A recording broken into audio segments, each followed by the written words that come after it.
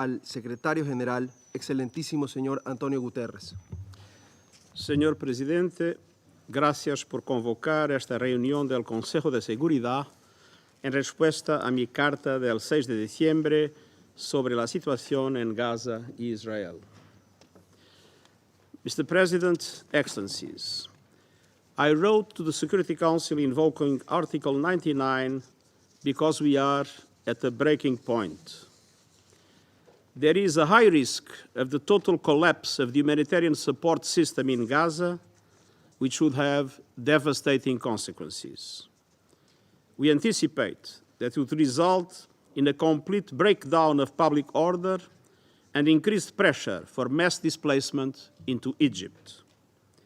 I fear the consequences could be devastating for the security of the entire region. We have already seen the spillover in the occupied West Bank, Lebanon, Syria, Iraq, and Yemen.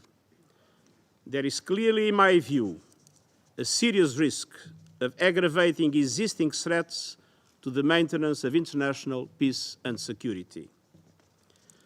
The risk of collapse of the humanitarian system is fundamentally linked with the complete lack of safety and security for our staff in Gaza, and with the nature and intensity of military operations, which are severely limiting access to people in desperate need. The threat to the safety and security of United Nations staff in Gaza is unprecedented. More than 130 of my colleagues have already been killed, many with their families. This is the largest single loss of life in the history of our organization. Some of our staff take their children to work, so they know they will live or die together.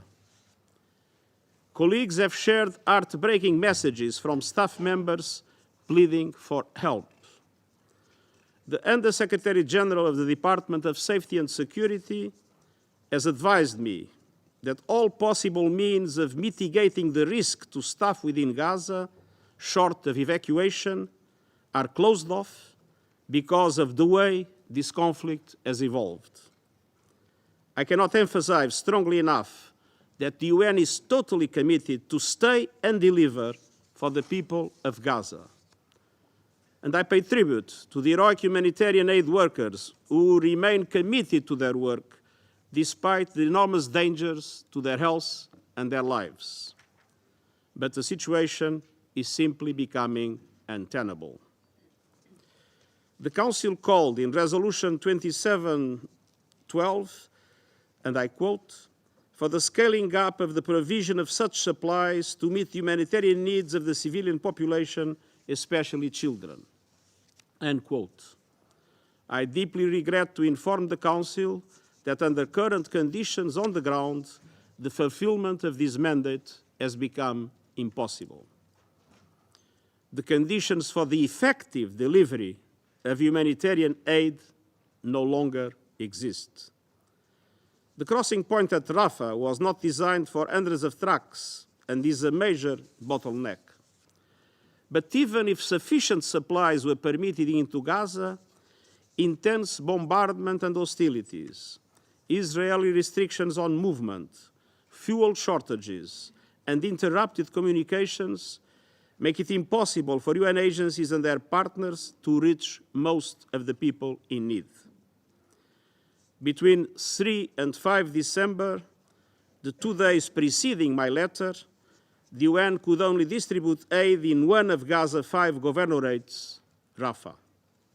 Elsewhere, access was impossible. People are desperate, fearful, and angry, and in some cases, they have expressed their anger towards our own staff. Mr. President, all this takes place amid a spiraling humanitarian nightmare. First, there is no effective protection of civilians. More than 17,000 Palestinians have reportedly been killed since the start of Israel's military operations. This includes more than 4,000 women and 7,000 children. Tens of thousands are reported to have been injured, and many are missing, presumably under the rubble. and all these numbers are increasing by the day. Attacks from air, land, and sea are intense, continuous, and widespread. So far, they have reportedly hit 339 education facilities, 26 hospitals, 56 healthcare facilities, 88 mosques, and 3 churches. Over 60% of Gaza's housing has reportedly been destroyed or damaged, some 300,000 houses and apartments. Some 85% of the population have been forced from their homes. The people of Gaza are being told to move like human pinballs, ricocheting between ever smaller slivers of the south without any of the basics for survival. But nowhere in Gaza is safe. At least 88 UNRWA shelters have been hit, killing over 270 people and injuring over 900. Conditions in shelters are overcrowded and unsanitary. People nurse open wounds. Hundreds of people stand in line for hours to use one shower or toilet. Families who have lost everything sleep on bare concrete floors, wearing clothes they have not changed for 2 months. Tens of thousands of Palestinians arrived in Rafah in recent days, overwhelming shelters there. Many displaced families, including children, older people, pregnant women, and people with disabilities, are sleeping in streets and public spaces across the city. Mr. President, second, Gazans are running out of food. According to the World Food Programme, there is a serious risk of starvation and famine. In northern Gaza, 97% of households are not eating enough. In the south, the figure among displaced people is 83%. Half the people of the north and more than 1/3 of displaced people in the south are simply starving. WFP's own food stocks are running out. In the north, 9 out of 10 people have spent at least 1 full day and night without food. The last functioning flour mill in Gaza was destroyed on 15 November. WFP has provided food and cash assistance to hundreds of thousands of people across Gaza since the crisis began and is ready to scale up its operations.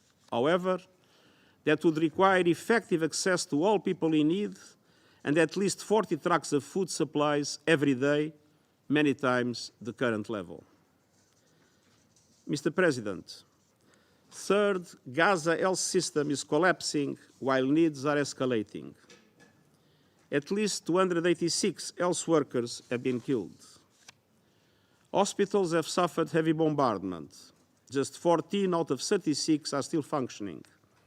Of these, 3 are providing basic first aid, while the others are delivering partial services. The European Gaza Hospital, one of the 2 main hospitals in southern Gaza, has 370 beds. It is currently housing 1,000 patients and an estimated 70,000 people seeking shelter. There are critical shortages of drugs, blood products, and medical supplies. Fuel to run the hospitals is severely rationed. Many patients are being treated on the floor and without anesthetics. As patients with life-threatening injuries continue to arrive, wards are overflowing and staff are overwhelmed. At the same time, the unsanitary conditions in shelters and severe shortages of food and water are leading to increases in respiratory infections, scabies, jaundice, and diarrhea. Everything I just described represents an unprecedented situation that led to my unprecedented decision to invoke Article 99, urging the members of the Security Council to press to avert a humanitarian catastrophe and appealing for a humanitarian ceasefire to be declared. Mr. President, we are all aware that Israel began its military operations in response to the brutal terror attacks unleashed by Hamas and other Palestinian armed groups on 7 October. I unreservedly condemn those attacks, and I'm appalled by the reports of sexual violence. There is no possible justification for deliberately killing some 1,200 people, including 33 children, injuring thousands more, and taking hundreds of hostages. Some 130 hostages are still held captive, and I call for their immediate and unconditional release, as well as their humane treatment and visits from the international community of the Red Cross until they are freed. At the same time, the brutality perpetrated by Hamas can never justify the collective punishment of the Palestinian people.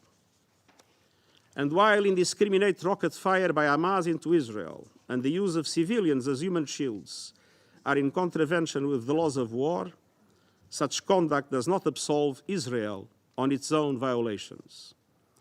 International humanitarian law includes the duty to protect civilians and to comply with the principles of distinction, proportionality, and precaution.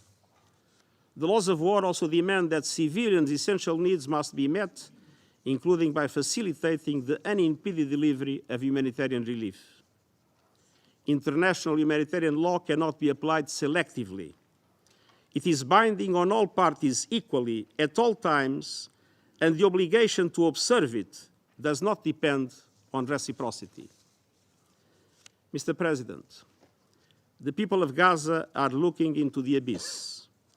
The international community must do everything possible to end their ordeal. I urge the Council to spare no effort to push for an immediate humanitarian ceasefire, for the protection of civilians, and for the urgent delivery of life-saving aid. While we deal with the current crisis, we cannot lose sight of the only viable possibility for a peaceful future: a two-state solution on the basis of United Nations resolutions and international law, with Israel and Palestine living side by side in peace and security. This is vital for Israelis, Palestinians, and for the international peace and security. The eyes of the world and the eyes of history are watching. It's time to act, and I thank you. Agradezco al secretario general por la información que ha proporcionado.